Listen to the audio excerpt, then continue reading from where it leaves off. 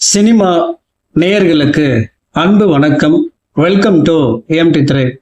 இந்த ஷோல இட்லி கடை படத்தினுடைய first day box office collection எவ்வளோ அப்படிங்கிறத பார்க்க போகிறோம். தனுஷின் இட்லி கடை பெரிய எதிர்பார்ப்புகளுக்கு மத்தியில் இந்த படம் நேற்று ரிலீஸ் ஆச்சு. ஸோ படத்தில் பார்த்தீங்கன்னா தனுஷ், ராஜ்கிரண், நித்யா மேனன், சத்யராஜ், அருண் விஜய், பார்த்திபன் இப்படி பல பிரபலங்கள் இந்த படத்தில் நடிச்சிருந்தாங்க. படத்திற்கு நல்ல விமர்சனமும் வந்து கொண்டிருப்பதால் இந்த படத்துக்கு வசூல்ல ஒரு நல்ல வசூல் கிடைக்கும் அப்படின்ற மாதிரி எதிர்பார்க்குறாங்க. அதன்படி இந்த படம் முதல் நாளில் எவ்வளோ வசூல் கலெக்ட் பண்ணியிருக்கு அப்படிங்கிற மாதிரி தகவல் வெளிவந்திருக்கு. உலகம் முழுக்க முதல் நாளில் 10 கோடி ரூபாய்க்கு மேலே இந்த படம் வசூல் பண்ணியிருக்கிறதா சொல்கிறாங்க. வருகிற நாட்களில் இந்த படத்தினுடைய வசூல் அதிகரிக்கும் அப்படின்னும் சொல்கிறாங்க.